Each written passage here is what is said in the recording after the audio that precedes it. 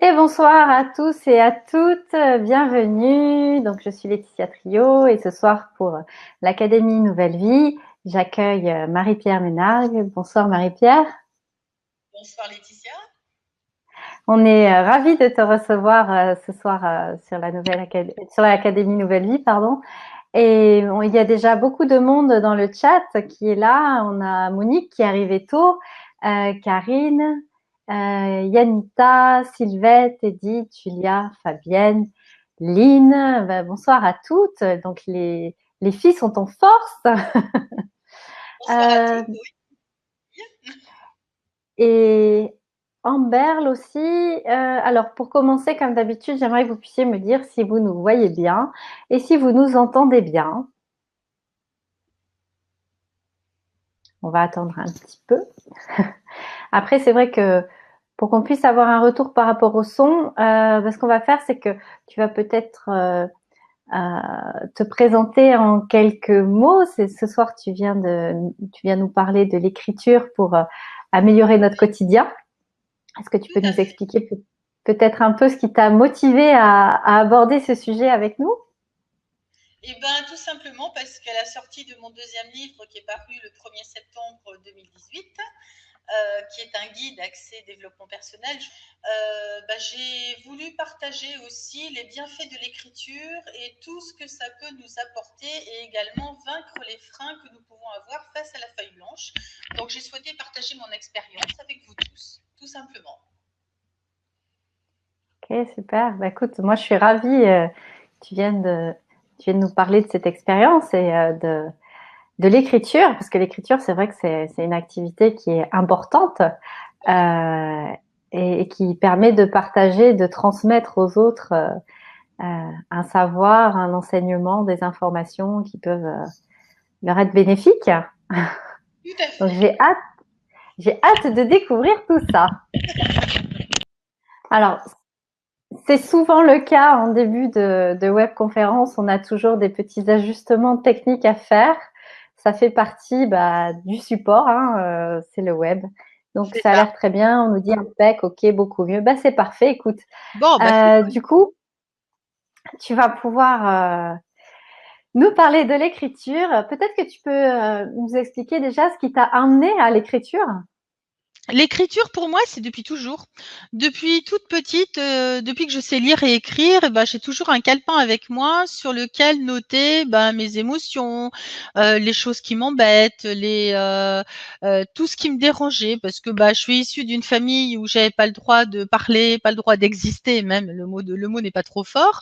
Donc, bah, la solution alternative, c'était d'écrire ce que je pouvais ressentir puisque je pouvais pas le dire à l'oral. Donc je le disais à l'écrit. La feuille blanche, elle m'a jamais critiquée, jamais jugée, elle accepte tout ce qu'on peut lui dire. Donc ça, c'est voilà, ça a démarré comme ça en fait. Et depuis toujours, j'avais mes petits journaux intimes entre guillemets, qui fait peut-être un peu bêta, mais je m'aperçois quand même qu'il y a beaucoup de monde qui fait ça aussi. Voilà. Mais je vais vous en Ah parler ben, plus en détail, hein, au détail. Voilà, j'ai un diaporama que j'ai préparé à votre attention et je vais vous en parler un peu plus longuement. d'accord, super. Bah écoute, allons-y gaiement. J'ai Allons-y hâte. gaiement. Alors, je vais vous partager mon écran. Alors, je vais essayer de ne pas faire de bêtises. Alors, je vais vous parler de l'écriture sous toutes ses formes. Alors, tout d'abord, je vais me présenter rapidement. Donc, je m'appelle Marie-Pierre Mounaïr, je suis des Landes et j'ai un passé professionnel de plus de 30 ans dans l'assistanat de direction, l'assistanat bureautique, une partie dans le public. Donc, je travaillais comme secrétaire médicale à la sécurité sociale pendant 12 ans. Ensuite, j'ai passé mon BTS d'assistante bureautique et je suis partie travailler dans le privé où j'ai exercé plusieurs postes au sein d'une même société pour finir assistante de direction. Et comme j'ai été licenciée pendant un congé parental après m'être beaucoup donné et lors du rachat de la société, j'ai pas du tout aimé et je me suis installée en indépendante, en télésecrétariat et formation bureautique. Et en même temps, j'ai fait aussi depuis une dizaine d'années, même un petit peu plus, du développement personnel. Ce qui m'a amené, tout ce chemin-là m'a amené en fait à écrire 2 livres. Donc le premier qui me tenait, vraiment à cœur, que j'avais, avant la naissance de mon fils qui a 30 ans. J'avais toujours voulu écrire, mais c'était pas forcément le bon moment, prise dans la vie de tous les jours, pas métro, boulot, dodo, puisque je vivais en région parisienne à l'époque. Et ce livre a vu le jour, après une rupture conventionnelle et un burn-out à l'automne 2015, et je me suis terrée chez moi pendant 4 mois et j'ai mis des mots MOTS sur mes mots MAUX, en écrivant en fait une autobiographie et en expliquant sur chaque expérience qu'est-ce que j'en avais retiré, quelles leçons j'avais apprises, tout ça lié aux 10 ans de développement personnel que j'avais commencé, et ça m'a vraiment libérée. C'est pour ça d'ailleurs qu'il s'appelle Enfin libérée. Et depuis, je me suis créé mon nouveau métier, on va dire, d'accompagnatrice avec l'écriture.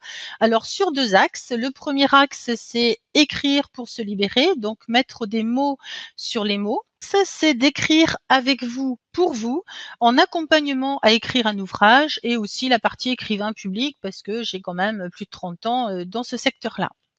Voilà pour me présenter rapidement.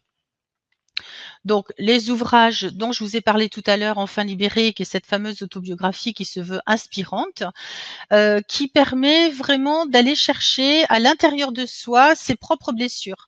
C'est-à-dire que les lecteurs, c'est les retours que j'en ai, hein, les lecteurs me disent qu'ils se retrouvent à travers mon histoire, et ça les ramène à identifier leurs propres blessures, que ce soit de rejet, d'abandon, d'humiliation, d'injustice ou de trahison.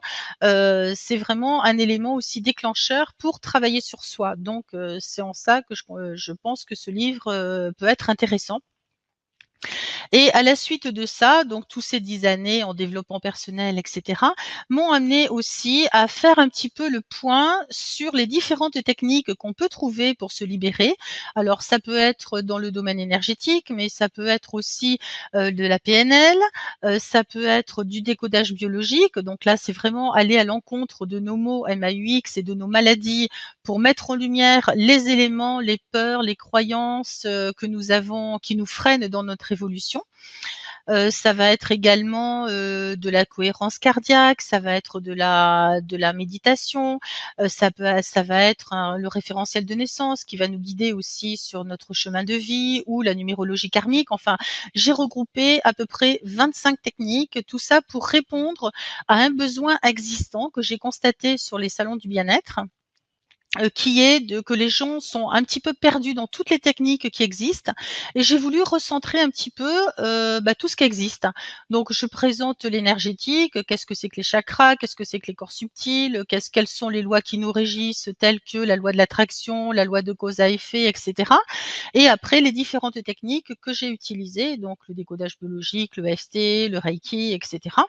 Il y en a plus de 25 comme ça, et donc pour chaque technique, on a la partie explicative, qu'est-ce que c'est, qu'est-ce que moi j'en ai retiré, et des exercices d'application que le lecteur peut faire à partir d'un petit cahier qu'il va avoir à côté. Donc avec moi, on écrit beaucoup, hein, vous l'avez remarqué, mais en même temps, c'est un petit peu mon leitmotiv. On va dire que c'est dans le thème, l'écriture. On écrit beaucoup. Oui, en même temps, c'est dans le thème, oui, tout à fait. L'écriture. Tout à fait. Et je vais vous proposer de regarder d'un peu plus près les bienfaits de l'écriture. Donc les bienfaits de l'écriture, ça va être dans un premier temps de clarifier ses idées.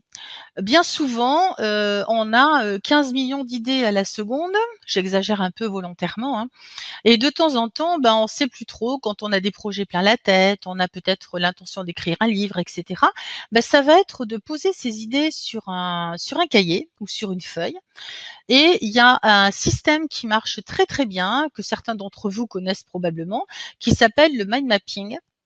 Le mind mapping, en fait, c'est une carte mentale qui va permettre, à partir d'une idée principale, de faire découler des idées secondaires, des idées tertiaires, etc., et d'avoir vraiment un visuel sur le projet qu'on veut mettre en place, ou le livre qu'on veut écrire, etc.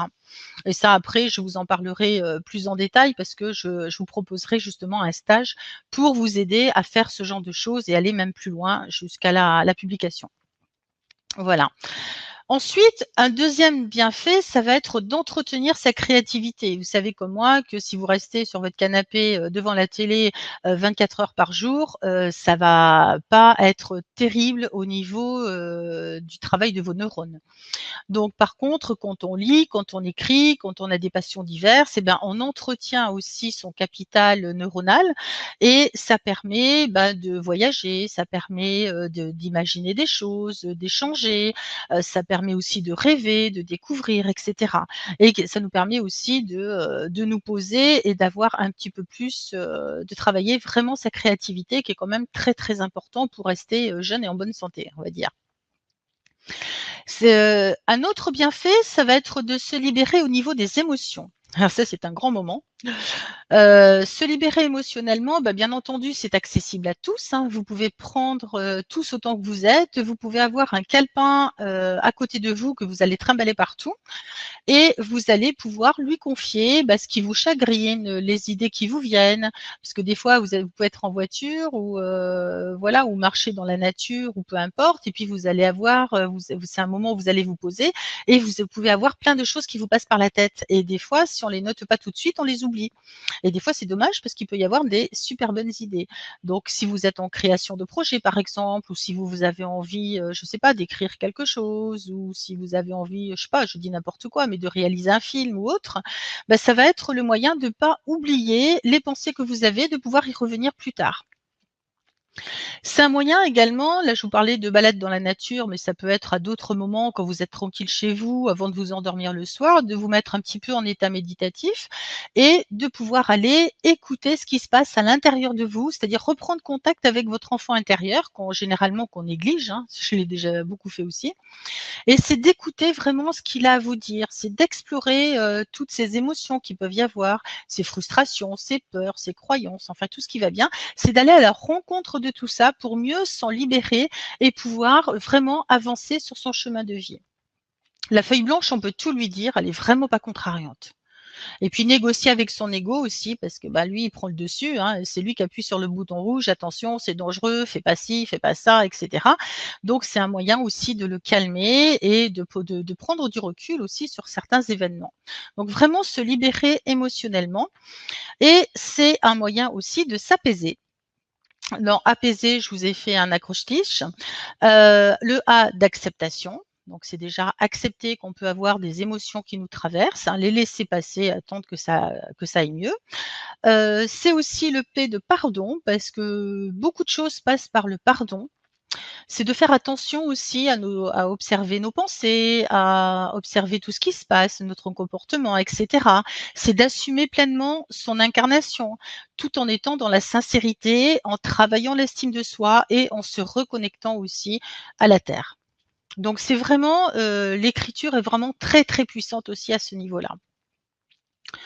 C'est un moyen également de s'évader quand on a l'impression que rien ne va dans la vie, le boulot, ça devient de plus en plus pesant, il y a des problèmes à droite, des problèmes à gauche, et cetera. Donc l'écriture autant que la lecture, permet vraiment de s'évader et c'est nettement mieux que les antidépresseurs. Enfin bon, ça c'est ma vision personnelle, hein. L'écriture permet également de partager son savoir, ses expériences.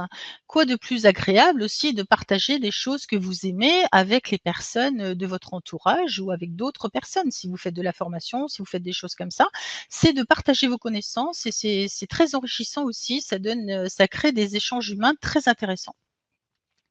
C'est également, comme je l'ai dit tout à l'heure par rapport à l'émotionnel, c'est de suivre ses intuitions, de suivre son inspiration et vraiment de rester bien aligné entre le ciel et la terre, de vraiment rester centré. Et un autre avantage qui n'est pas négligeable non plus, c'est de laisser une trace à sa descendance. Pourquoi j'ai marqué ça? Parce que moi je suis issue d'une famille où les non-dits étaient vraiment les rois. Et quand on se pose plein de questions, quand on n'a pas les réponses à ces questions, c'est difficile de se construire. Donc quand on a une histoire, parce qu'on a tous une histoire de famille, on a tous une généalogie avec des événements qui se sont passés, etc. Le fait de les écrire, premièrement, ça va nous libérer à nous-mêmes de tous les non-dits, de tous les tabous qu'il peut y avoir. Peut-être qu'il y a eu des mauvaises choses qui se sont passées dans les familles, etc., etc. Mais tout ça, ça s'incruste dans nos mémoires, ça s'incruste à l'intérieur de nous. Et l'écriture nous permet de nous en libérer, de vraiment les laisser passer et de transmettre aussi les vraies informations à notre descendance.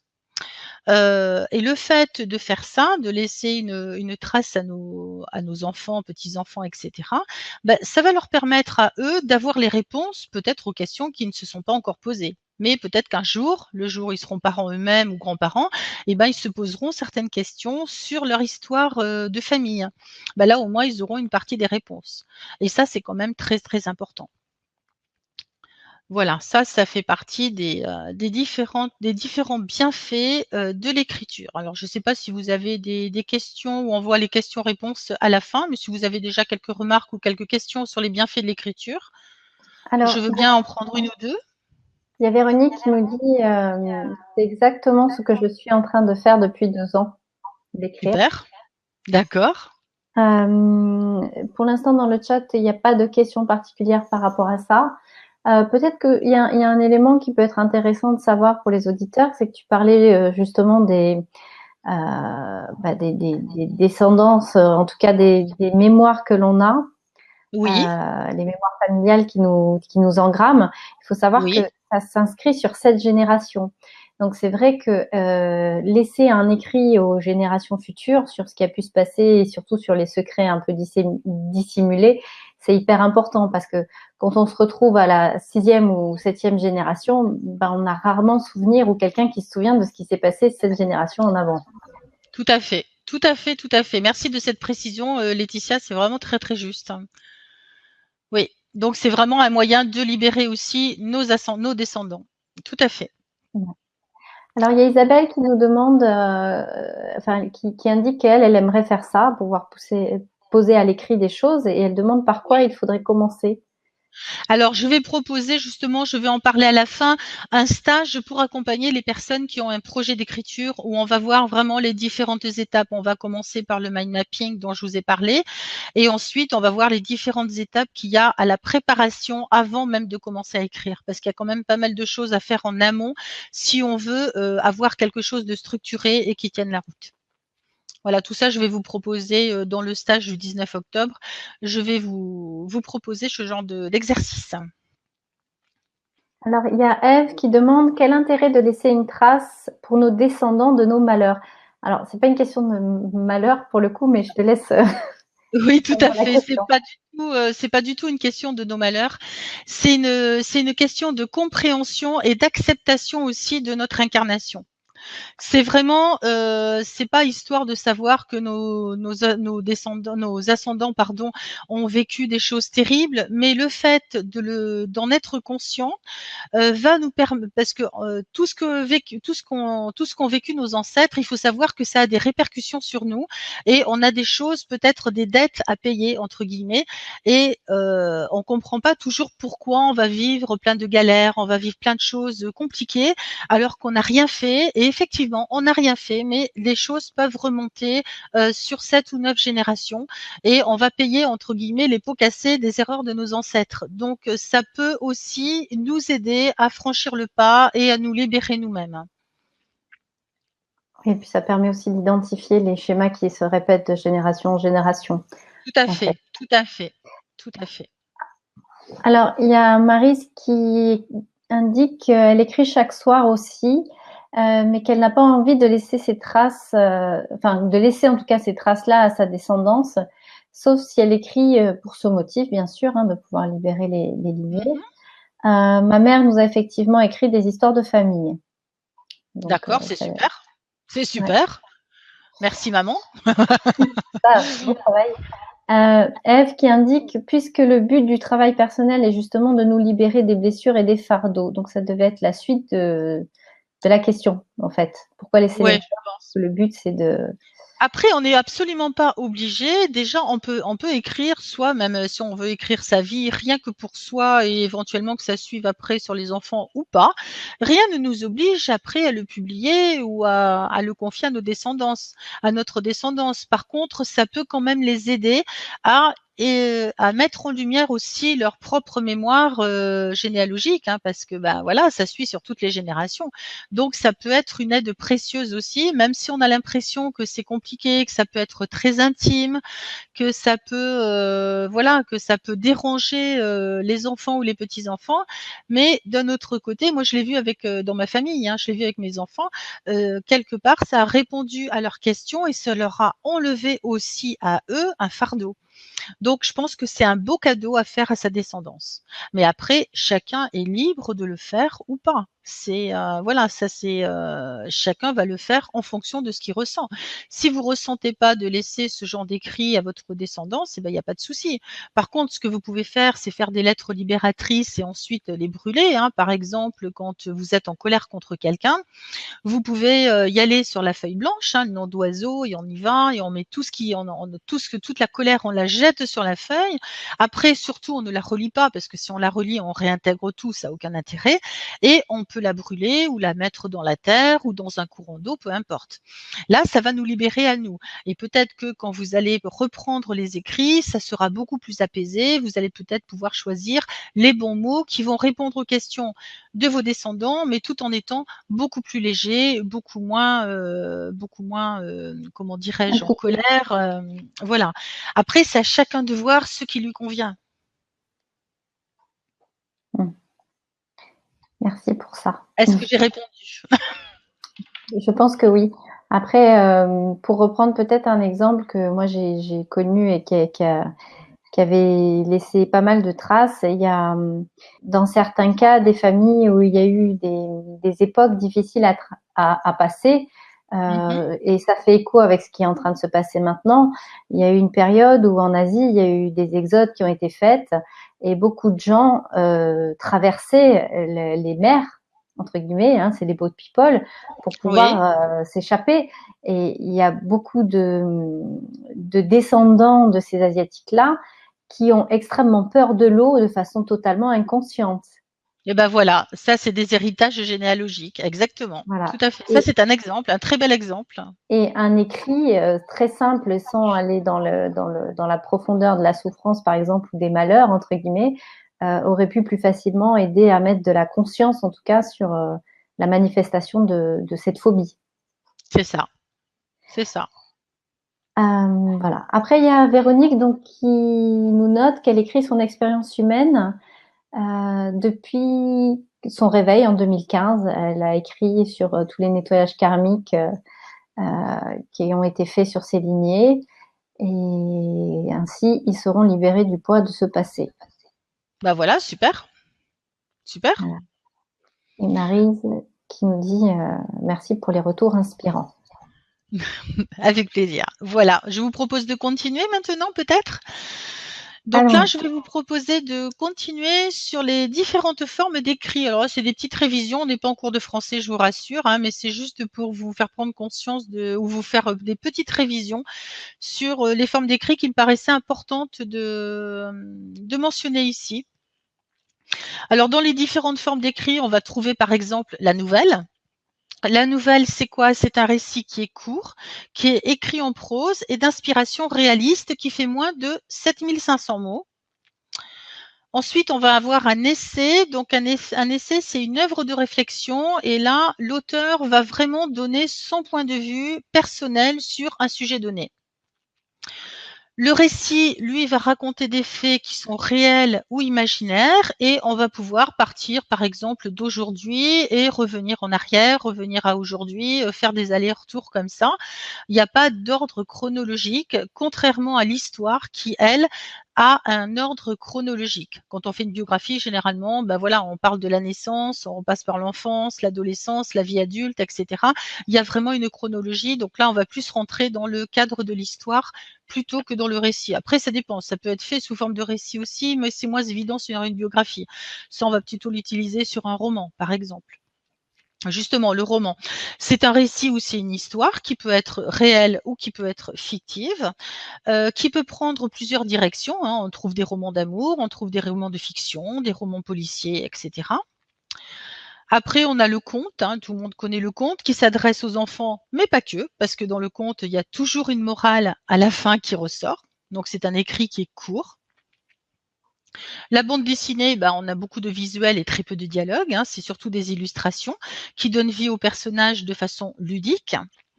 Ensuite, on va avoir la thèse. La thèse, ça va être un long document qui fait environ 500 pages. Mais bon, il y en a certains qui peuvent en faire que 300, d'autres qui peuvent en faire 600, qui va être découpé en plusieurs parties. Et la thèse est généralement unique et innovante. Elle se fait à la fin d'un parcours de formation médicale, scientifique, etc.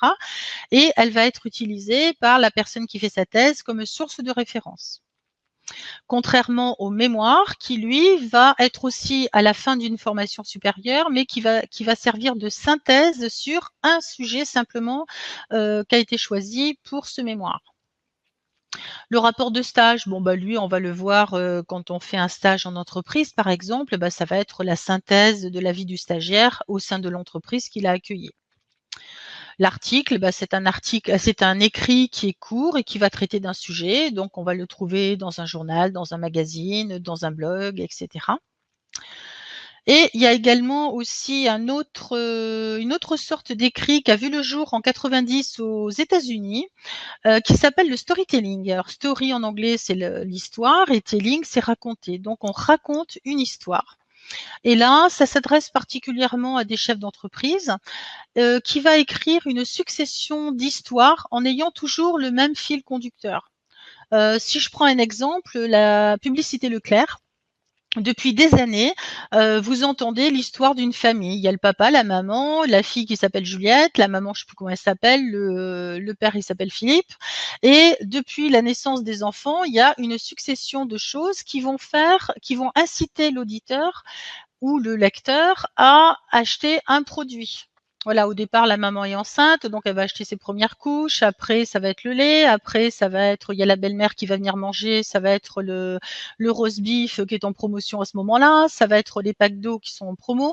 Et à chaque fois, voilà, la famille grandit, le temps passe, et à chaque fois, il y a ils vantent les mérites d'un produit. Donc c'est ça le storytelling en fait, c'est raconter une histoire, plusieurs petites histoires en ayant toujours le même fil conducteur pour vendre des produits ou des services. Donc là, on s'adresse aux consommateurs pour vendre justement ces produits et services, pour utiliser un aspect du quotidien. Donc là, on va choisir un besoin des familles et on va répondre à ce besoin en vendant un produit ou un service. Et on va surtout, ce qui est très important dans le storytelling, c'est qu'on va créer un lien émotionnel entre l'écrit et le lecteur, de façon à l'inciter à acheter ses produits et ses services. Dans toutes les formes d'écrit, on va trouver différents types de textes. On va trouver un texte narratif. Donc le texte narratif, ça va être par exemple une nouvelle policière, ça peut être un récit, ça peut être une BD, ça peut être un article. C'est tout ce qui est écrire pour raconter. Narratif, on raconte. Le descriptif, ça va être, on va décrire par exemple un portrait, un paysage, une œuvre d'art, pardon. On va écrire vraiment pour décrire ce dont on parle. Le texte injonctif, alors là, ça va être par exemple une recette de cuisine, une fiche technique, les règles du jeu. Là, on va écrire pour apprendre quelque chose. On va écrire pour apprendre la recette, pour connaître les règles du jeu, la fiche technique, voir comment ça marche. Voilà, on va écrire pour apprendre. Le prédictif, ça va être plus tout ce qui est sondage, tout ce qui est horoscope, qui va nous permettre d'écrire pour prévoir. Ensuite, le texte explicatif, ça va être par exemple un documentaire, ça va être une thèse, ça va être un mémoire, voilà. On va écrire là vraiment pour se cultiver. C'est des choses vraiment différentes. Le texte argumentatif, comme l'invitation, la lettre, une affiche, un flyer, etc., va nous permettre d'écrire pour convaincre. Le rhétorique, ça va être vraiment la poésie pure et dure pour écrire en jouant avec les mots. Voilà, ça, c'est les différentes formes d'écrit que l'on peut trouver. Est-ce qu'il y a quelques petites questions ou remarques sur cette partie-là avant que je passe à la rubrique suivante? Alors, pour l'instant, moi, j'ai pas pas de questions supplémentaires. Voilà, c'était des petites révisions, c'était des petites choses que vous savez ou que vous avez oubliées aussi, c'est possible. C'est pas un cours de français, on n'est pas là pour ça. Mais bon, je pensais que c'était intéressant de revoir un petit peu ces différentes techniques. C'est le cas. Maintenant, quand on a envie d'écrire, parce que c'est vraiment le but du sujet, enfin le but de ce soir, on est souvent confronté à des obstacles et des freins qu'on peut se mettre plus ou moins forts. Donc là, ce que je vous propose, c'est de voir comment on peut vaincre les obstacles de la feuille blanche. Un grand moment. Le premier obstacle, ça va être la personne qui va me dire je ne sais pas écrire. Je vais dire ah bon, vraiment? Vous avez certainement suivi un cursus scolaire. C'est rare maintenant, même s'il y a des gens qui savent pas encore écrire, mais c'est quand même très rare.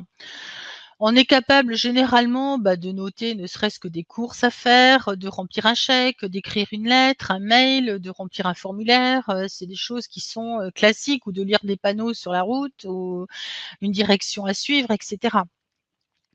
On a tous aussi des idées ou des messages à transmettre. On le fait très bien à l'oral, on est très probablement capable de l'écrire aussi correctement. Et au pire, si on ne sait pas bien écrire correctement, on ne sait pas bien rédiger, c'est de faire appel à quelqu'un qui va se charger d'exprimer ce que vous avez envie de dire à l'écrit. Donc, il y a toujours une solution. Donc, au lieu de dire je ne sais pas écrire, peut-être que ça serait de se poser la question, et si je me faisais confiance et que j'écrivais et que je me mettais à écrire? Un autre obstacle peut être j'ai pas du tout envie de retourner à l'école. Ah non, ça, on est bien d'accord, moi non plus. C'est bon. Écrire, comme je vous l'ai dit tout à l'heure, on ne repart pas en cours de français, ni en cours de maths ou de ce que vous voulez, mais surtout pas en cours de français. Généralement, on peut écrire pour soi, pour évacuer son stress, sa colère, sa frustration, comme je vous ai parlé tout à l'heure de la lettre libératrice que vous pouvez après brûler ou enterrer ou mettre dans un cours d'eau pour éliminer vraiment vos émotions négatives, vos peurs, tout ce qui peut vous freiner, vous bloquer. La feuille blanche, comme je l'ai dit à plusieurs reprises, elle ne juge pas. On peut tout lui confier. Et personne n'a le droit de regard aussi sur ce que vous écrivez. Ça répond un petit peu à la question, je ne sais plus qui c'est qui l'a posée, F, je crois, qui posait la question de que elle n'a pas envie que les gens voient ce qu'elle écrit, mais personne n'a le droit de regard sur ce que vous écrivez. Après, vos cahiers, vous les mettez dans des endroits qui ne sont pas forcément visibles, et personne n'a le droit d'aller les lire sans votre consentement. Après, si vous avez envie de les écrire et de publier, libre à vous, vous faites ce que vous voulez. Mais il ne faut pas que ce soit un frein. Il ne faut vraiment pas que ce soit un frein. Donc, ça peut être aussi, et si je regardais les choses autrement? Okay. Je me permets de te couper 2 petites secondes. Oui.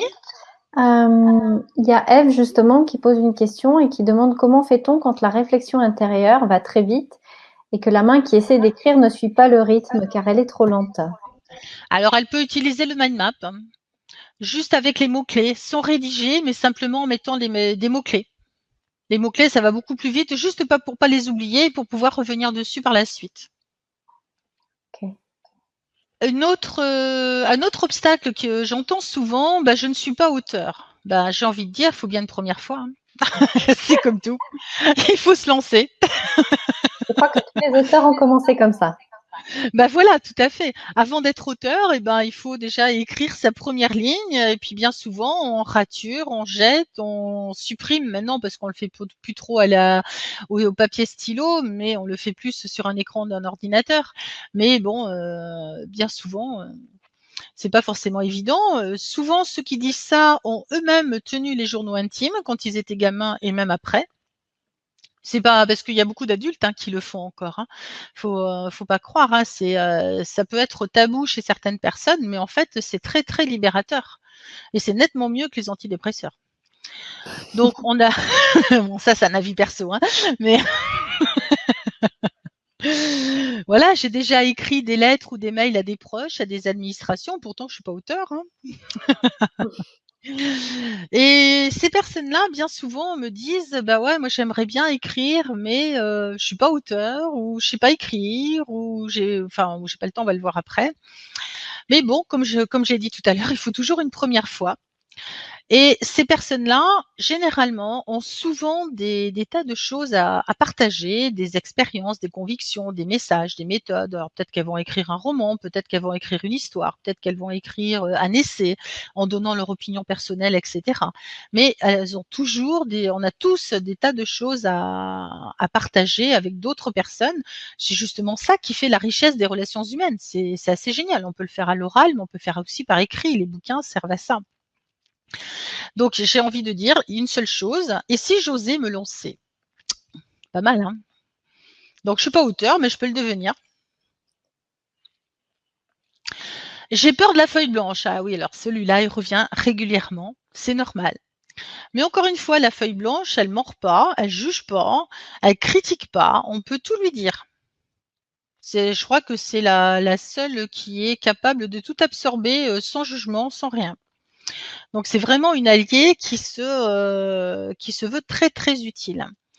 Alors, pour ceux qui ont peur de la feuille blanche, vous pouvez faire des petits exercices très simples, hein. C'est-à-dire qu'à des moments de la journée, vous planifiez ça dans votre agenda ou vous prenez ça quand vous prenez, je sais pas, quand vous êtes dans le bus, dans le métro ou dans le train ou à un moment entre guillemets perdu ou en attendant chez le médecin ou le dentiste. Bah, vous pouvez avoir un cahier avec vous, hein, c'est bien de se balader avec un petit calepin tout le temps à côté. Et puis vous allez écrire dessus tout ce qui vous passe par la tête. Puis des idées, on en a, hein, 3 millions à la seconde, hein. Donc c'est pas ce qui manque. Et c'est vraiment de laisser votre imagination prendre le dessus et vous allez voir qu'au bout d'un moment, il y a plein de choses qui viennent et on y prend même du plaisir. Le but, c'est d'écrire en y prenant du plaisir. Sinon, si c'est une contrainte, bof, c'est pas terrible, quoi. Donc l'objectif là, ça va être de faire de cette feuille blanche qui nous fait peur au début, d'en faire son amie. C'est-à-dire de la dompter en essayant, en lui racontant des petites histoires ou je sais pas, tout ce qui vous passe par la tête. Là, il y a vraiment aucune règle, aucune limite. Il faut surtout pas se donner de limite. Et c'est là où les choses commencent à se mettre en place. Un autre obstacle, mon sujet a déjà été traité X fois. Alors ça, c'est pareil. Sous prétexte qu'il y a 3 millions de livres sur le développement personnel, j'en ai sorti encore un autre. C'est ballot, hein. Mais pourquoi? Parce que autant d'humains, autant de visions des choses différentes. On a tous, même s'il y a X livres de développement personnel, ce type de livre va s'adresser à un type de personne, une catégorie de personnes qui va pas du tout aimer celui du voisin et qui va encore moins aimer celui d'à côté ou qui va adorer le quatrième. Voilà, on a tous notre lectorat qui on va avoir les personnes qui nous ressemblent, les personnes qui vont être attirées plus par notre livre que par celui du voisin. Donc on a tous droit de défendre aussi son point de vue et même si ça a été traité X fois, c'est pas pour ça que ce que vous avez à dire n'est pas intéressant et que ça peut être quelque chose qui est différent dans le style, dans la façon d'écrire, dans le contenu, dans la forme, dans la présentation. Il y a plein de choses qui vont faire pencher la balance. Hein, quand vous allez dans un rayon, il y a beaucoup, beaucoup de livres sur le développement personnel. Par exemple, je prends le développement personnel parce que c'est un sujet que j'affectionne particulièrement. Mais je pourrais prendre autre chose, hein. Vous allez bien souvent feuilleter des livres et vous allez à un moment donné vous arrêter sur un qui va vraiment vous appeler et puis généralement vous repartez avec et vous passez à la caisse et vous l'emmenez chez vous et puis le soir, dès le soir, vous allez le dévorer. Il y a des livres comme ça qui nous appellent alors qu'il y a un rayon où il y en a des centaines. Voilà, on a tous vraiment notre lectorat, nos auteurs préférés, voilà, les livres qui nous appellent, d'autres pas du tout, voilà. Et on a tous au fond de nous, bien souvent, envie de partager aussi notre vision sur des sujets qui nous tiennent à cœur. Après, voilà, ça va être le style, ça va être la personnalité, et on va s'adresser à un public spécifique, même si ce sujet-là a été traité plusieurs fois. Alors après, petite précision ici, quand on veut écrire un livre sur tel ou tel sujet, sur tel ou tel domaine, je déconseille fortement de lire tout ce qui va concerner ce même sujet et ensuite de piocher à droite à gauche, de faire des copier-coller parce que ça n'a pas de sens.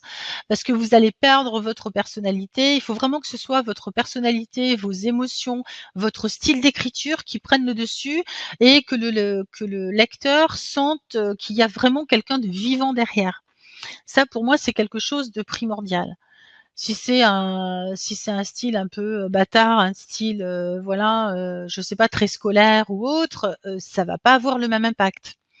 Et c'est pas justement, c'est d'aller chercher les ressources à l'intérieur de soi au lieu de d'aller piocher à droite, à gauche et de faire des copier-coller, parce que ça a pas trop de sens en fait.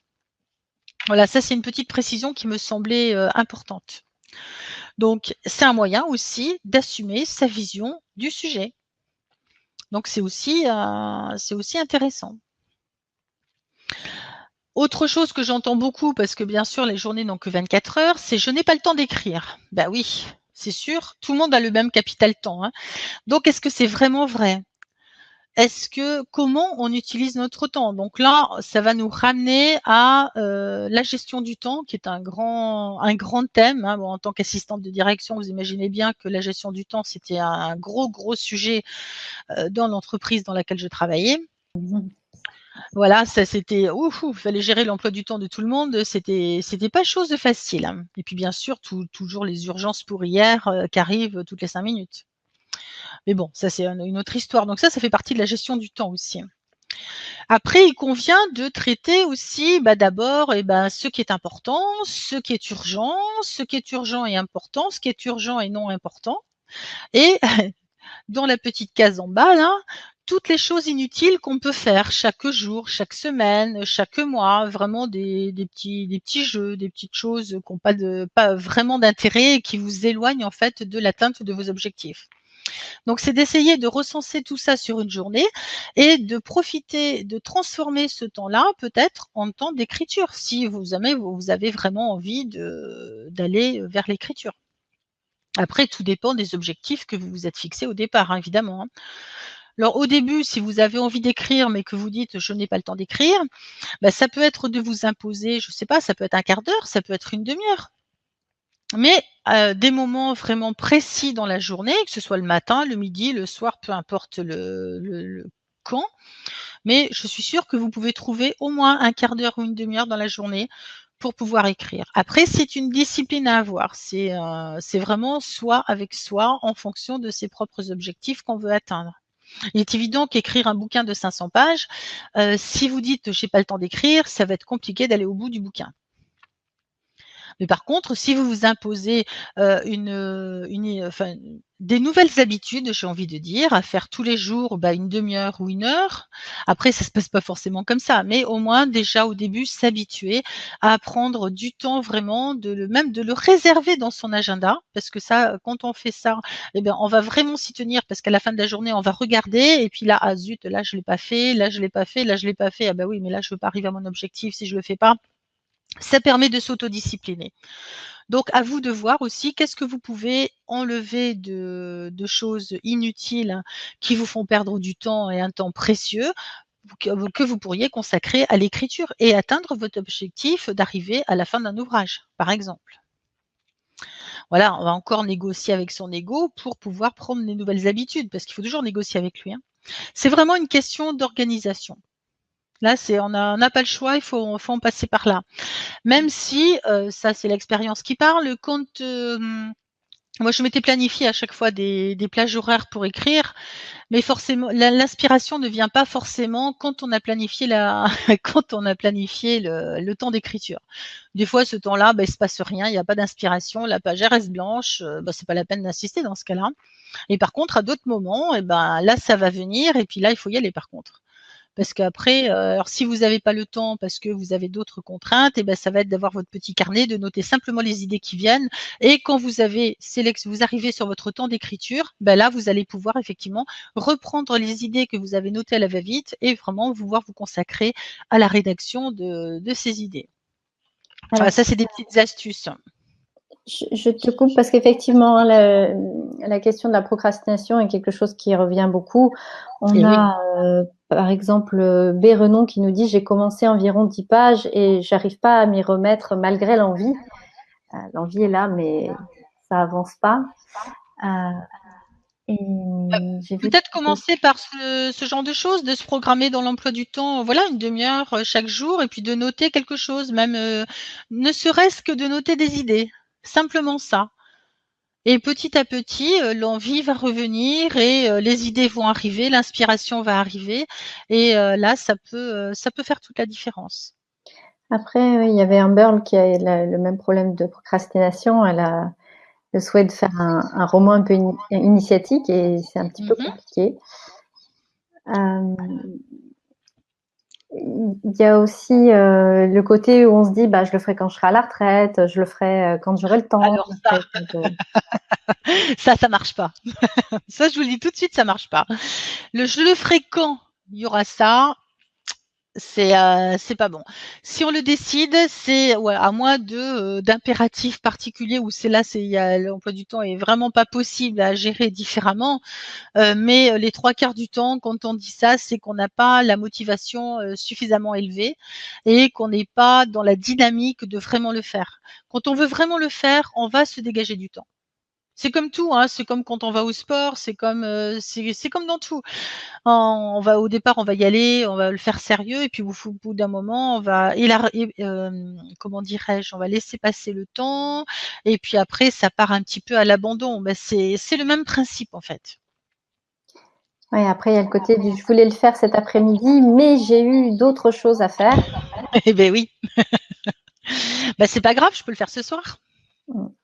Après, il y a un petit truc qui peut être utile. C'est vrai que tu parles beaucoup d'écriture, mais euh, moi, je suis moi-même auteur et je me souviens que il y avait des moments où ça me venait et c'était toujours des moments qui étaient inappropriés. Et Oui, du coup, ce que je faisais, c'est que j'utilisais le dictaphone qu'il y a sur mon portable. tout à fait. On peut le faire aussi avec le dictaphone. Oui, si tu es au volant, par exemple, le dictaphone, ça peut être sympa. Ça peut être utile pour pas perdre le fil, pour pas perdre les idées. Tout à fait. Ouais. Et ça, je sais que ça m'avait sauvée parce que du coup, les temps que j'avais dédiés à l'écriture, bah, je reprenais ma bande Voilà, et voilà. je couchais sur le papier ce qui était nécessaire de coucher à ce moment-là. Tout à fait. C'est tout à fait ça. Alors, en termes de temps à dédier pour faire, par exemple, un livre, un roman ou quelque chose comme ça, pour toi, il faudrait dédier combien de temps par semaine, idéalement? Il y a pas de règle, hein. Franchement, c'est très difficile à donner un temps parce que ça dépend de comment on va écrire, ça dépend de l'inspiration. Est-ce qu'on rédige facilement ou est-ce qu'il faut reprendre X fois pour tourner les phrases correctement? Il y a tellement de paramètres que c'est très difficile à dire. Ouais. Ouais, Après, c'est compliqué. c'est vrai. Après, chacun a son rythme et sa capacité, son inspiration surtout. Voilà, tout à fait. Puis le nombre de pages que va avoir le livre, voilà, le temps de correction après. Enfin, il y a pas mal de paramètres qui rentrent en ligne de compte, hein. Mm. Alors après, on a quelque chose d'intéressant pour le coup. On a Julia qui nous dit qu'en gros, elle aimerait bien écrire, mais elle a tellement de respect pour la littérature qu'elle n'ose pas écrire de peur de la massacrer. On massacre pas, chacun a son style, hein. Et il y a personne à juger de son style d'écriture. Et pourquoi elle massacrerait la littérature? Il y a tous les styles d'écriture existent, hein.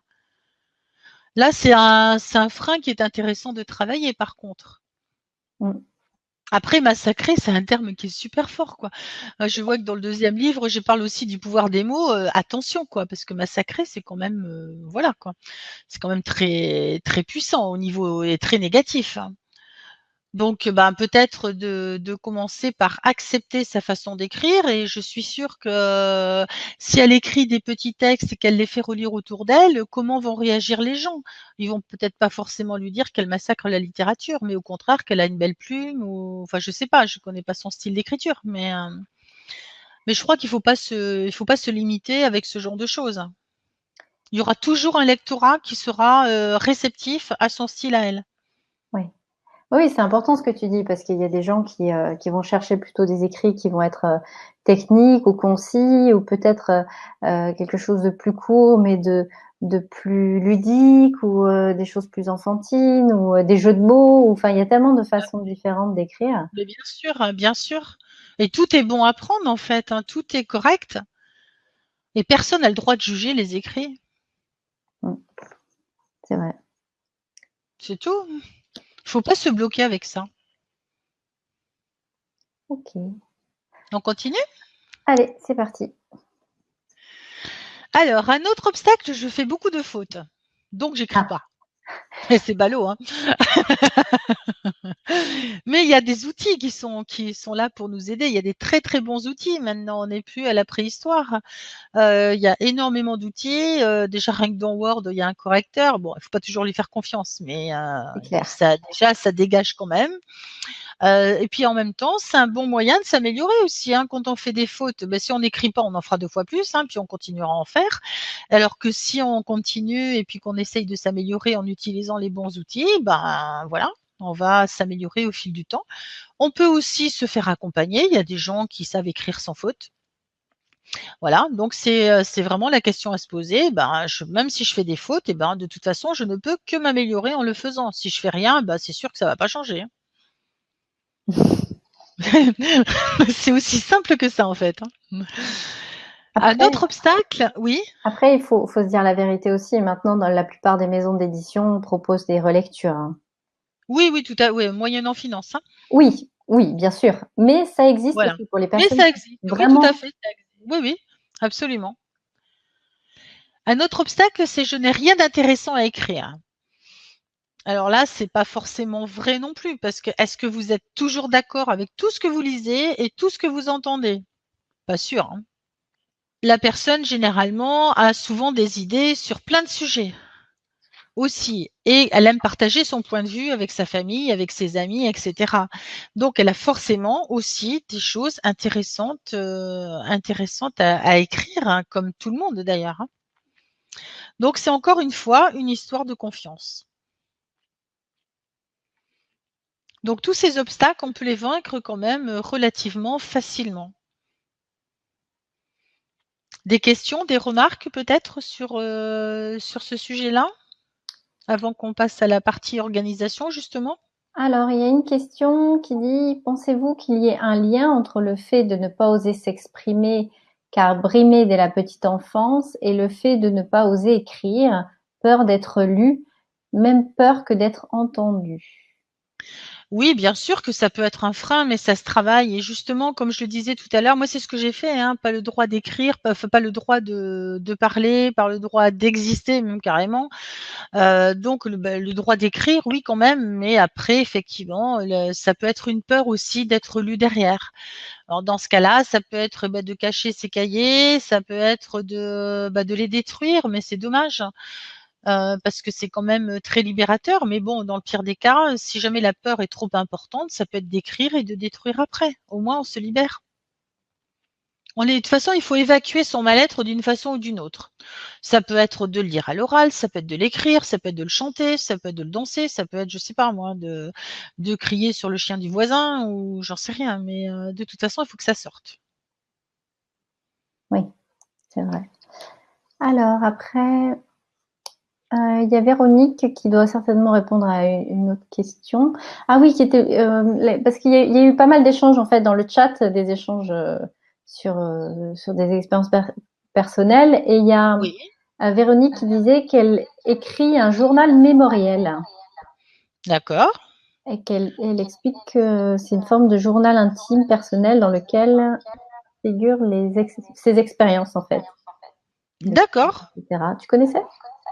Oui, ça lui permet en fait de se oui, parce que je l'ai déjà fait aussi ça et même parfois je le fais encore. Ça permet aussi de se re de repenser à certains événements qui se sont passés, alors qu'ils soient bien ou pas bien, hein, mais ça permet de se remémorer en fait des périodes de vie, donc c'est assez sympa de faire ça aussi. Ok. Je pense que c'est de ça qu'elle parle, hein? C'est, Oui, de raconter un petit peu au jour le jour, qu'est-ce qu'on fait? Oui, c'est comme un journal intime, mais là, on va mettre beaucoup de détails, on va mettre, vraiment des événements précis, on va oui, oui, c'est intéressant aussi. d'accord. Comment s'organiser? Grande question. Alors, grande question, comment s'organiser? Alors, déjà, quand on a envie d'écrire, alors là, quand je dis comment s'organiser, donc là, je vais partir sur un écrit, bien sûr. Hein. Ça peut être un livre, ça peut être une nouvelle, peu importe l'écrit, mais quelque chose quand même d'assez important. Déjà, la première question à se poser, c'est quel est l'objectif de mon écrit? Pourquoi je veux écrire et à qui? Et sous quelle forme? Sous quelle forme je vais l'écrire? Alors, est-ce que ça va être un article de blog? Est-ce que ça va être un article de journal, de magazine? Est-ce que ça va être une nouvelle? Est-ce que ça va être un roman? Est-ce que ça va être une biographie? Est-ce que ça va être un cahier pratique, etc. Quel est l'objectif de mon écrit et sous quelle forme je vais le faire? Ensuite, à qui je vais m'adresser? Pour quel public? Est-ce que ça va être un écrit pour des enfants, pour des ados, pour des adultes? Parmi les adultes, est-ce que ça va être des particuliers? Est-ce que ça va être des professionnels? Si c'est une fiche technique, bah, ça peut s'adresser à des professionnels. Voilà. C'est quoi l'objectif? Sous quelle forme? Et à qui je m'adresse? Ensuite, je vais détailler un petit peu mes personnages. Alors là, ça va être plus pour les romans. Se faire ce qu'on appelle des fiches de personnages. Une fiche de personnage, on va décrire le physique de la personne, de quelle famille elle est issue, dans quelle famille elle vit, hein, est-ce qu'elle a un conjoint, des enfants, etc. Quel est son boulot, quels sont ses amis, ses relations, quelles sont ses qualités, ses défauts, quelles sont ses passions, ses loisirs, quelles sont ses habitudes. Est-ce qu'elle a des particularités? Voilà, c'est toutes les choses qui vont concerner le personnage et faire ça pour chaque personnage. Au moins les héros en fait le ou les héros du roman. Si c'est un roman qu'on souhaite écrire. Donc voilà, quel est l'objectif de mon écrit? Sous quelle forme je vais le présenter? À qui je m'adresse? Qui sont mes personnages? Ça, c'est déjà les questions à se poser au préalable avant d'écrire le premier mot, hein. Ensuite, on va faire ce que je vous parlais tout à l'heure de mind mapping. C'est ce que j'appelle moi la structure de l'ouvrage, c'est-à-dire qu'on va prendre son sujet principal qui va être le titre du livre. Alors le titre, on peut le trouver qu'à la fin, hein, c'est pas un problème. Moi, souvent c'est à la fin qu'on trouve le titre. Ensuite, on va avoir une introduction. Alors quand je dis introduction, ça peut être différentes formes d'introduction. Ça peut être soit une préface. Alors la préface, elle va être écrite par un tiers, ça peut être un auteur qui traite du même domaine, une célébrité, un membre de la famille, mais en fait c'est pas l'auteur lui-même, c'est quelqu'un d'autre.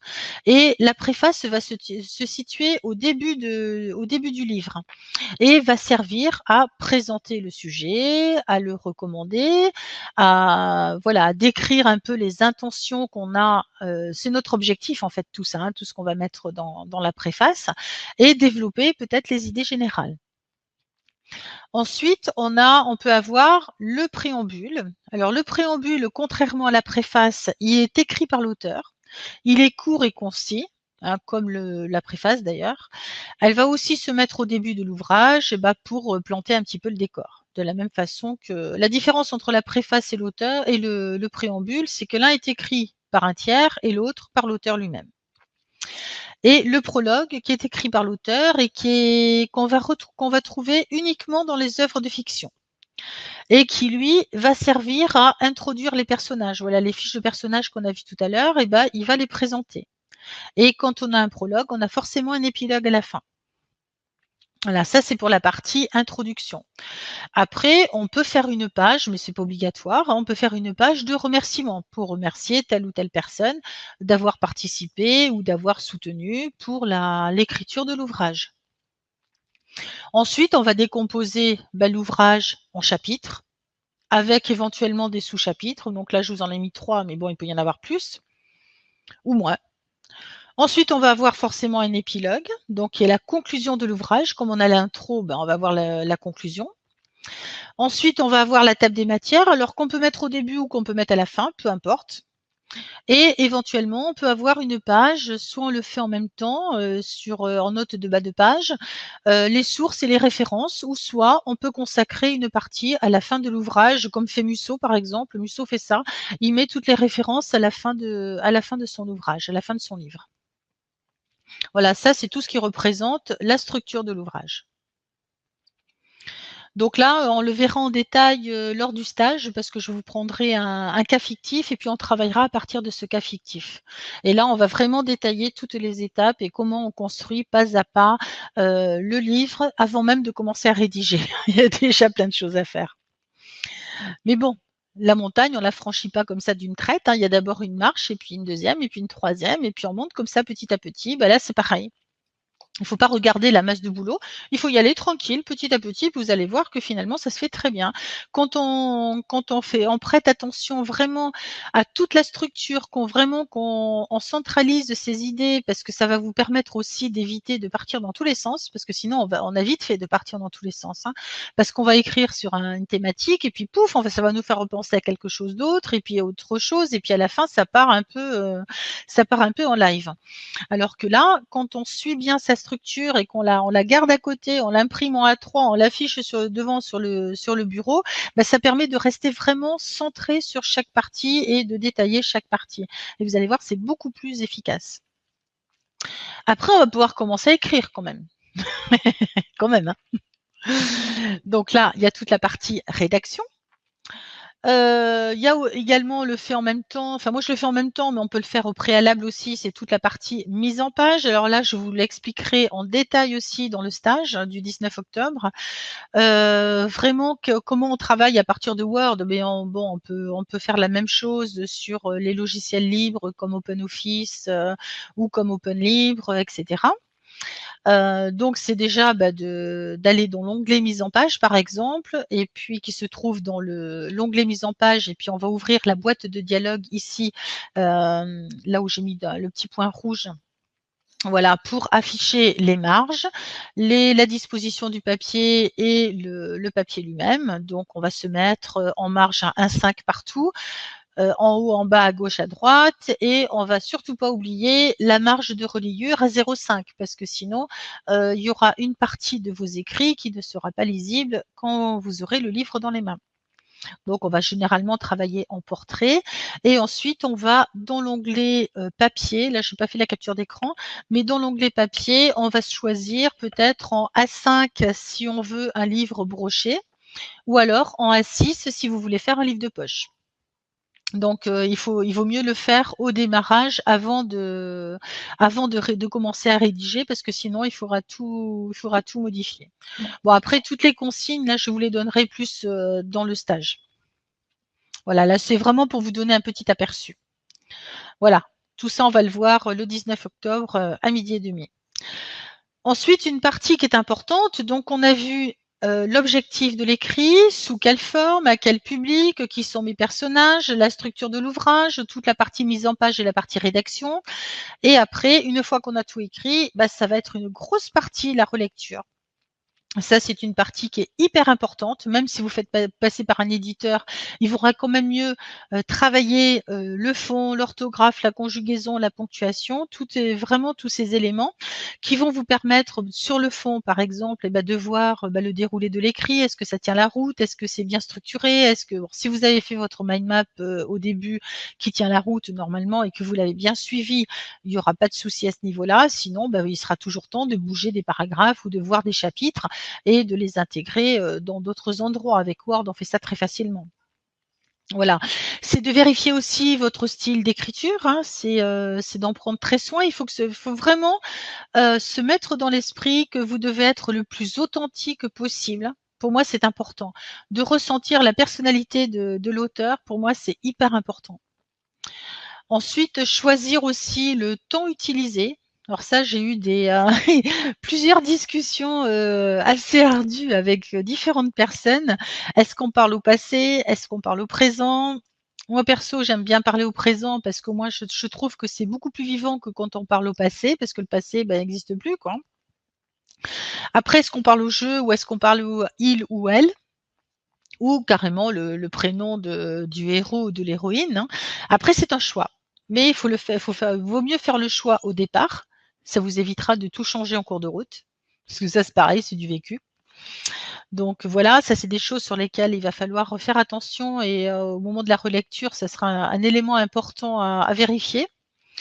L'orthographe, hein, bien sûr, c'est viser le 0 faute au grand maximum. C'est pas toujours facile, hein, c'est pas évident du tout, mais bon, il y a des outils.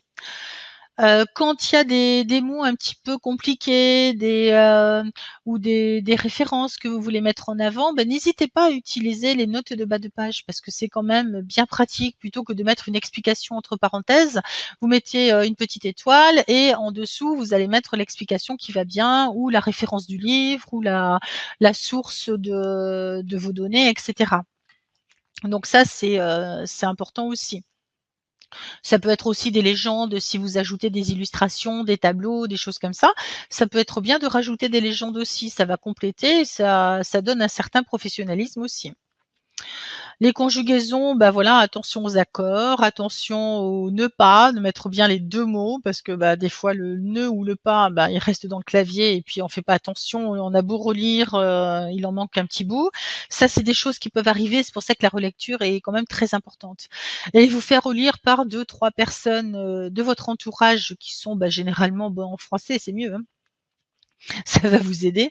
Et voilà, faire attention à la ponctuation, ne pas hésiter, bah oui, les points en fin de phrase et les majuscules au début de phrase, bah, ça paraît bête, hein, mais ça peut arriver aussi d'oublier.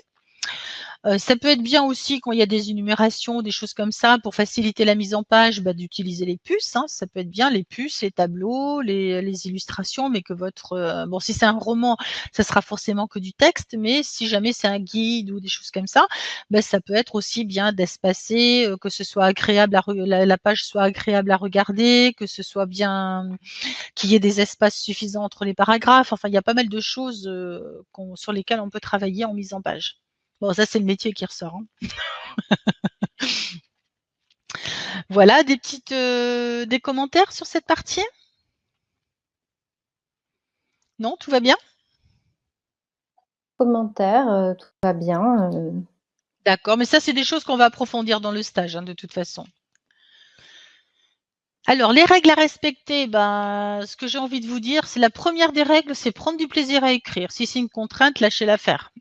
c'est, euh, c'est simple, hein. Moi, je suis un peu cash, moi, mais voilà, c'est de vous planifier un planning de travail quand même. Malgré tout, ça va dans l'organisation dont je parlais tout à l'heure, même s'il est léger, que c'est une demi-heure par jour, mais il faut que ce soit régulier. C'est la régularité qui va faire toute la différence et qui va vous aider vraiment à aller au bout de votre projet. Alors, on n'a rien sans rien, c'est clair, mais il faut s'imposer aussi certaines règles et une certaine rigueur si on veut arriver au bout de notre objectif. C'est aussi de rester humble. Voilà, c'est pas parce qu'on écrit un bouquin qu'on doit se croire meilleur que les autres. Non, c'est voilà, c'est notre façon de nous exprimer. On fait passer nos idées, le message qu'on a à passer, et voilà quoi. C'est tout. Ça va être, comme je l'ai dit tout à l'heure, de bien structurer son ouvrage parce que ça, c'est vraiment une partie très très importante. On perd peut-être une heure ou deux à faire ça, mais après, on gagne un temps précieux. Parce qu'une fois que la structure est bien faite, et ben après, c'est facile de suivre de suivre le fil, hein. Et ça évite justement de s'éparpiller, de partir dans tous les sens. De s'exprimer clairement, il faut que ce soit un langage accessible, hein, que monsieur et madame tout le monde puisse comprendre. Parce que si vous commencez à employer 3 mots scientifiques sur une phrase, ben, le lecteur il va très vite décrocher et ça va pas aller. Votre ouvrage, il n'aura pas envie d'être lu. Voilà, il faut vraiment donner envie aux gens de lire vos écrits. Et consacrer du temps à la relecture et aux corrections, là c'est ce que je vous disais tout à l'heure, en soignant la mise en page, en optant pour le zéro faute le plus possible, hein. Donc voilà. Je voulais simplement vous parler du prochain stage que je vous propose. Donc le prochain stage, je vais y arriver, qui va se dérouler le 19 octobre de midi et demi à 14 heures. Je te coupe juste 2 secondes. Oui. Comme d'habitude, vous avez la possibilité d'accéder au lien vers le programme. Au-dessus du chat, vous avez un petit encart bleu qui s'est affiché avec un bouton vert pour voir le détail si vous le souhaitez ou le retrouver après la conférence. Et je te laisse continuer. Voilà.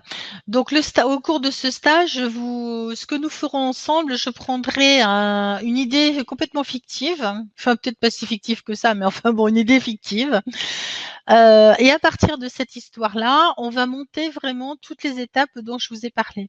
C'est-à-dire qu'on va visualiser notre futur ouvrage, on va structurer le projet, on va créer des fiches de personnages. Alors j'en ai créé 2, hein, un couple. Et je vais vous montrer comment on prépare son document Word ou OpenOffice avant de démarrer l'écriture. Voilà, toutes les étapes qui sont préalables à vraiment commencer à rédiger. Et tout ça, ça va vous faire gagner vraiment un temps précieux, pardon. Et voilà, donc en 1 heure et demie, j'essaierai de vous donner un maximum d'informations. Il y a beaucoup de petites parties techniques, etc. Donc voilà, je vous invite vraiment à suivre ce stage qui peut vraiment vous apporter beaucoup dans votre projet personnel. Ok. Voilà. Ben voilà, maintenant je reste à votre disposition si vous avez des questions. Je vous remercie déjà de votre attention et je reste à votre disposition si vous avez des questions.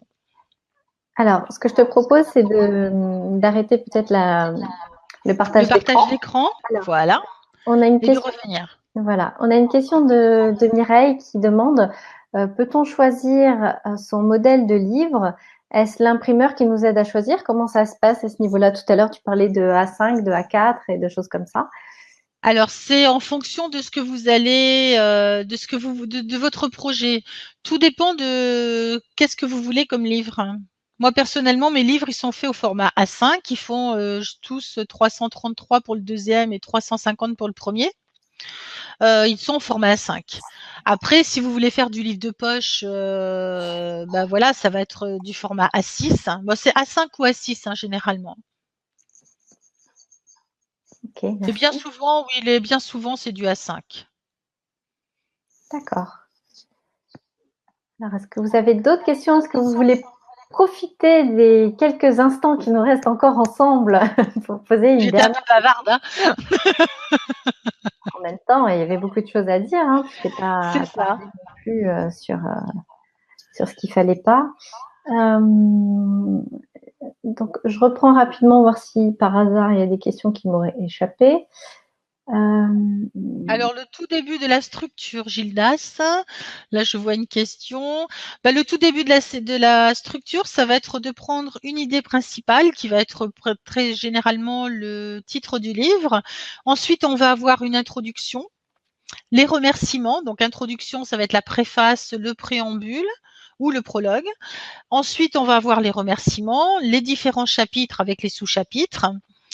Ensuite, on va avoir, qu'est-ce que j'avais mis d'autre? Ben, la conclusion, l'épilogue, la table des matières qu'on met à la fin ou au début, et éventuellement les sources ou les références. ok. Fabienne qui demande 330, c'est quoi le nombre de pages? 333, le deuxième, ouais, c'est le nombre de pages. En format A5, c'est-à-dire ça fait 2 pages A4. Ok. Non, Non, deux non, ça pages fait deux A5, ça pages fait une page A4. A4, pardon, c'est dans l'autre sens. Alors, il y a Fabienne qui demande comment fait-on par la suite donc pour faire publier l'ouvrage? Alors moi, je travaille avec un imprimeur, mais après j'ai fait beaucoup de recherches aussi dans le monde de l'édition. Toi qui as écrit, Laetitia, je pense que tu as fait aussi ce genre de choses. C'est d'après d'envoyer soit par mail ou soit en format papier. Ça veut dire que dans ce cas-là, il faut l'imprimer, le relier et l'envoyer par la poste à des imprimeurs qui mettent environ 2, 3 mois avant de donner une réponse ou pas. Des fois, il n'y en a pas. Ça, Savoir s'ils veulent suivre ou pas. ouais. Oui, oui, il y a les deux options, Fabienne. Il y a l'auto-édition où tu vas contacter des imprimeurs et faire imprimer ton propre livre. Et là, tu t'occupes de faire la promotion Voilà. du livre, le faire connaître, le diffuser, etc. L'enregistrer sur les différents réseaux de distribution, notamment. Et après, tu peux contacter des éditeurs en attendant, comme tu disais, d'avoir une réponse, savoir s'ils veulent éditer ton livre ou pas. Voilà. Et après, il y a des services d'aide à l'auto-édition où ils vont imprimer ton livre à la demande, ils vont t'aider à te référencer sur les réseaux de distribution, mais après voilà, il y a plein d'options qui sont différentes. Voilà, tout à fait. Après, moi, j'aime bien. Après, c'est un gros boulot aussi de distribution, de faire connaître les livres, d'aller peut-être sur les salons du livre, d'aller voir les librairies, les Leclerc culturels. Enfin, pas mal de possibilités après pour se faire connaître. Les réseaux sociaux, les sites internet, les blogs. Enfin, il y a plein de solutions aussi, mais c'est vrai que c'est un travail de faire connaître après, hein.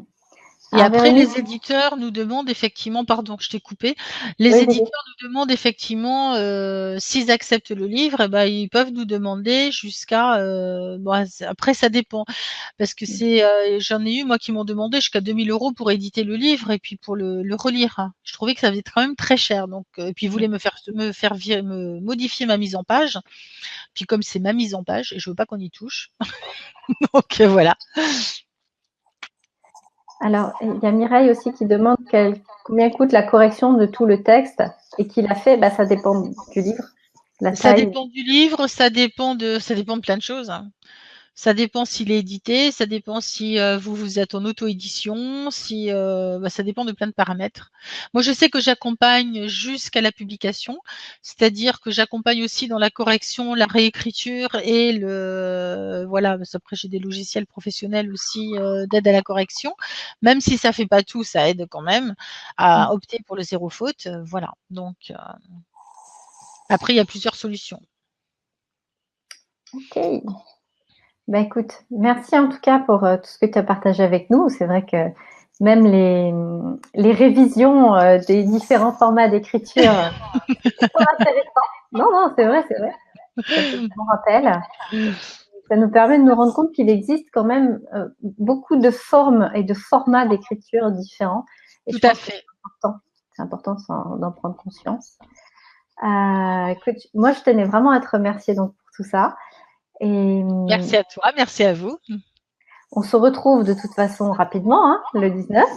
Le 19, oui, tout à fait. Voilà. Je remercie aussi tous les auditeurs et les auditrices qui ont participé avec nous à la conférence. Je vais te laisser le mot de la fin. J'aime bien faire comme ça.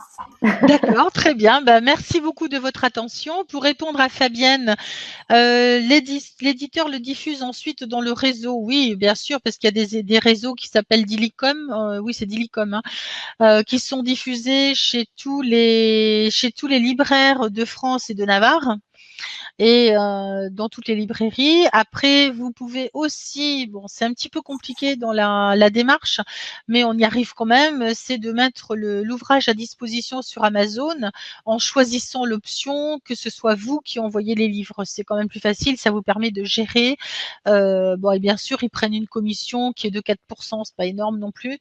Mais Amazon, souvent, il y a le réflexe des gens, c'est d'aller sur Google et sur Amazon après pour aller récupérer pour aller rechercher un ouvrage. Donc, c'est important d'être aussi sur Amazon. Après, c'est gratuit tant que vous vendez pas de livres et après, ils vous prennent, je vous dis 4% sur le prix du livre. Donc, ce qui est pas non plus énorme et ça vous permet d'avoir une visibilité internationale. Donc voilà, après il y a plein de solutions. Merci beaucoup Maryse, hein, et merci à tous. Voilà, je vous remercie de votre attention. J'espère que cette conférence ça vous a été utile et que vous avez appris et révisé plein de choses. Et je vous donne rendez-vous donc le 19 à 12h30 pour approfondir le sujet et voir concrètement avec un exercice d'application comment on fait tous les étapes, on procède pour toutes les étapes qui précèdent la rédaction elle-même. Voilà, merci, bonne soirée à tout le monde et au 19 octobre. Bonne soirée, à bientôt. Bonne soirée, au revoir.